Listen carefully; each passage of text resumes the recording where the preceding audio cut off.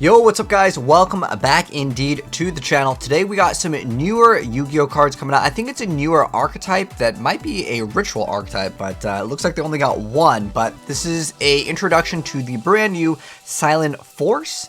Anyways, let's go and check out one of the first cards revealed, which is Novox, the Silenforcer disciple. So here is its artwork. I just noticed it only has 50 attack. That's going to be terrible for math, but it looks like it's going to be a light fairy effect monster with 50 attack and 20/50 defense, so get your calculators ready. Alright, so it says you can only use the first and third effect of this card's name each once per turn. The first part is, if this card is normal or special, you get to place a Silenforcer continuous spell / trap from your deck face up in your spell and trap zone. The second part is, if you would ritual summon exactly one light warrior or dragon ritual monster with a card effect that requires use of monsters, you can use this card as the entire requirement. Okay, so it's kind of generic ritual support for, I guess, more than itself as an archetype. Then the third effect is, if a light warrior and or dragon ritual monster is special summoned to your field while this card is in your graveyard, you get to special summon this card. Oh, so it's just like able to just keep on using its effects throughout the entirety of the duel, but it's a once per turn effect. So next up though, we have Saphira, the wise Silenforcer queen. So here is the artwork on this card. It's got 2,500 attack, 24 defense points, and it is going to be a level 6 light dragon effect monster, so it works well with the previous card. So it says you can only use the first and second effect of this card's name each once per turn. So the first part is you discard this card to send a ritual spell from your deck to the graveyard. Then you get to add one light warrior or dragon ritual monster from your deck or graveyard to your hand. Second part is you can banish the card from your graveyard to ritual summon one light warrior and or dragon ritual monster from your hand by tributing monsters from your field or hand whose total level or exceed the level of the ritual monster you ritual summon. Okay, so we still need to see the ritual. So I guess that's basically their boss monster. So next up we have Saravis, the Sagely Silenforcer Dragon. And it is a level 7 light dragon, even though it looks kind of more like a spellcaster. So maybe he turns into the dragon here. So 26 and 28 are the stats. Says you can only special summon with the first effect of this card's name once per turn, and you can only use the second effect of this card's name once per turn. So the first part is you can special summon this card from your hand by shuffling 2 spells from your hand and or graveyard into the deck, including at least 1 ritual spell.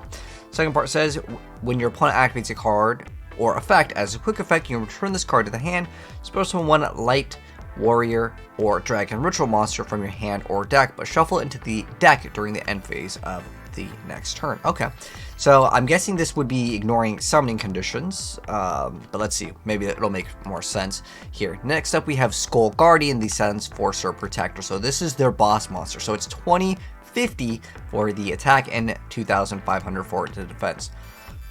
So Light Warrior says that you can ritual summon this card with Silenforcer Prayer. You can only use the first and third effect of this card's name each once per turn. So the first part is, if this card is ritual summoned, you get to add one Silenforcer monster or one warrior or one dragon ritual monster from your deck to your hand. I mean, just being able to add any warrior, or I guess it's dragon ritual. I'm guessing it's warrior ritual. It's just not any warrior, right? Not that like searching out BLS is good in 2023, but that's the first thing I thought of. Anyways, second part is it gains 20/50 attack while Novox, the Silenforcer disciple, is in your field or graveyard. So that is the very first one, right? Okay, so yeah, that's the level 1 with only 50 attack. So basically it becomes double.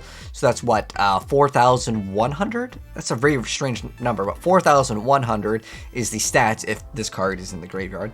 And then when your opponent activates a card or effect and you control Novox, the Silenforcer disciple, as a quick effect, you can negate the activation. If you do, destroy the card. Okay, so I mean, the third effect, it has to be once per turn. Okay, yeah, so because it's just as long as you control, you don't even have to attribute it. You just, as long as you just have that card.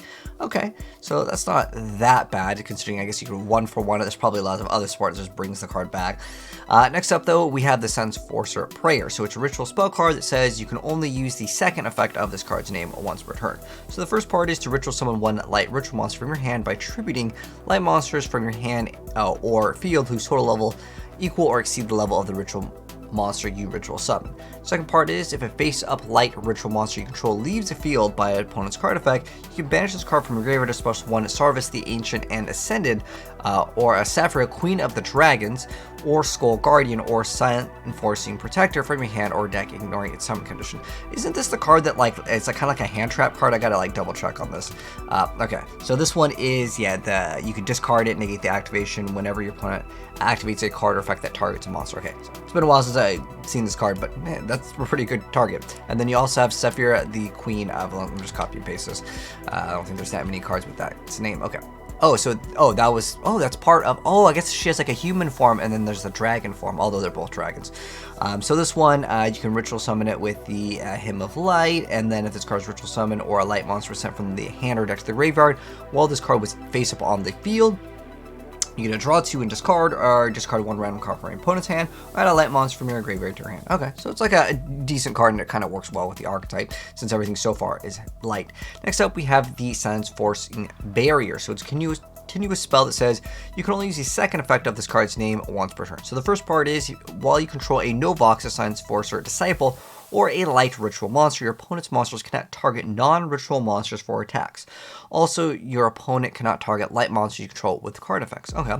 And then the second part is, during your main phase, you get to add 1 Silenforce or 1 Skull Guardian ritual monster from your deck to your hand, except for Silenforcing Barrier. Okay, so that's pretty solid. Lets you kind of protect your cards, and then it automatically gets 1 card. And then if the deck continues on, I mean, if you can just keep on searching out cards, this could be pretty good for the archetype. Although it seems more like a splashable, because the other effect is a once per turn when you're as long as you control it. It's just 1 negation so far in the like deck right here, right? Next up though, they have another support card called the Silenforcing Authority. So this is a continuous trap card that says you can only use the first effect of this card's name once per turn. So the first part is, during the main phase, you can activate 1 of these effects. So you're going to shuffle 1 light warrior or dragon ritual monster or 1 ritual spell from your hand or graveyard into the deck. And if you do, take 1 Silenforce monster from your deck and either add it to your hand or special summon it. Then the other effect is to target cards your opponent controls up to the number of light, warrior, and dragon ritual monsters you control, and destroy them, and also this card. So maybe you can have pop 2-ish. I don't really see you getting that many like cards, because you tribute it for this card, and then maybe at most 3, but I think it's kind of weak. I mean, being able to have this as a quick effect, it just bounces itself back. If it like negated the effect and destroy it, because all it does is when your opponent activates something, you get to shuffle it back.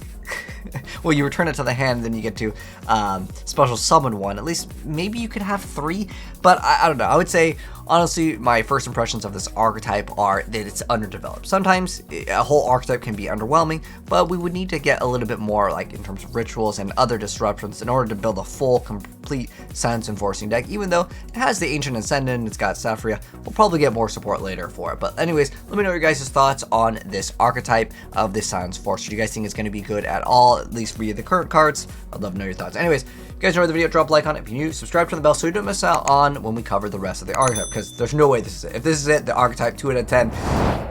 Anyways, I'll catch you guys in the next video. Hopefully they won't be War Rock ones.